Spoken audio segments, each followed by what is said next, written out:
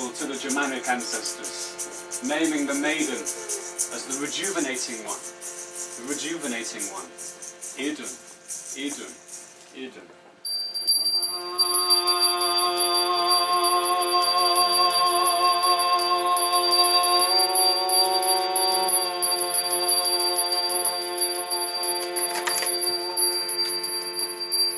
The fruits of the tree of life, growing on the trees, giving life to all the gods, but then disappearing into the darkness, stolen away by the forces unknown. Which of our heroes will return the fruits of the tree of life to us? A story in your honour, maiden. It once was. The gods, they lived in Asgard, at a great centre of the world, surrounded by a great war.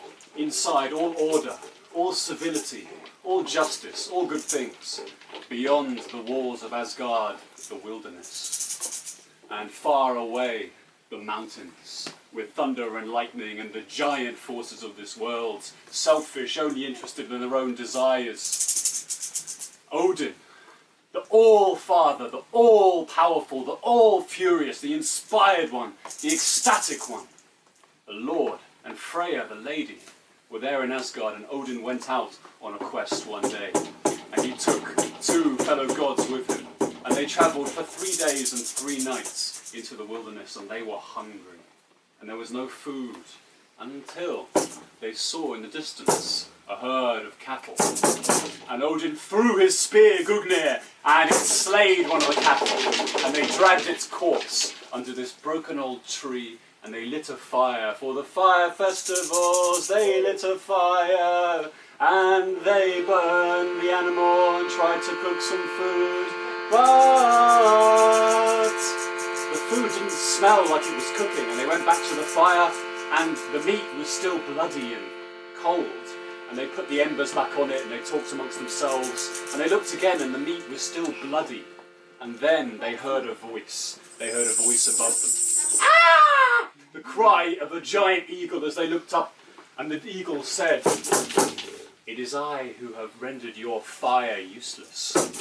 Give me my share of the meat, and then we can all eat." So the gods, they spoke amongst themselves, and they decided to give their oath. They give their oath to this great eagle, that it could take its share of the meat, and then they could all feast. So the eagle came down with its talons, and it pulled the heart, and it pulled the great flesh, and it pulled all the good parts of the meal to one side and claimed it for its own. And the gods muttered, "This is dishonourable, but we have given our word." Except one of them, his selfishness arose to the surface. He became entangled, a tangled Loki entanglement. And he grabbed a stick from the fire and smite the eagle.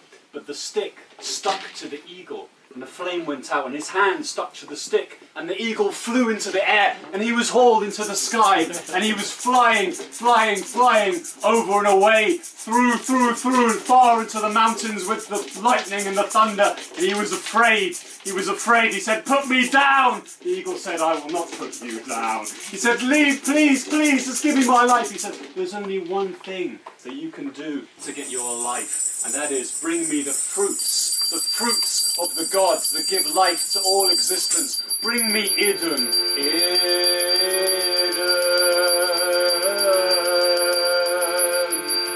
He should have thought about the good of mankind. He should have thought about the rest of the world, but he only thought for himself, and he gave his own blood oath that he would deliver Idun at a secret time and place to the eagle. He went back to Asgard, and he deceived Idun. He took her by false promises and false threats, and he took her out. She trusted him. They went out into the wilderness, and then all of a sudden, "Ah!" An eagle swept her up and flew away. She cried out, "Ah!" But Loki did not protect her. He did not protect her. And he went back into Asgard. And lo, the land was lifeless. The gods were grey-haired and feeble. They no longer had the strength to protect the land, because the fruits of of life had been stolen. And so they called a great council, and the council was, where has she gone? And they asked everyone. And Loki should have admitted, he should have said it was me out of my own selfishness, but he didn't. And instead he hid. But the faithful watchman of the gate, he said to the gods that I saw Loki and Idun leaving, but only Loki returned, and so they summoned Loki to the great hall, and they said to him, Loki, where is she? And he tried to lie, and they spent many weeks wasting time, until eventually he said, okay, I took her out, but this great eagle stole her away, and it wasn't my fault, I don't know what to do, and the gods, Odin, All-Father, said, Loki, you got us into this mess, you better get us out of this mess. You should have protected her. The fruits of the tree of life are on all of our heads. It is our sacred duty to keep this living. And he said, yeah, fuck it. Freya looked into his eyes, and she could see that he still had not spoken the truth.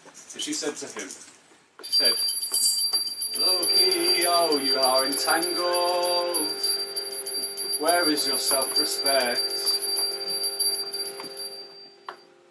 I will love you, but honesty must be the foundation of you to build back your self-respect. Tell us the full story.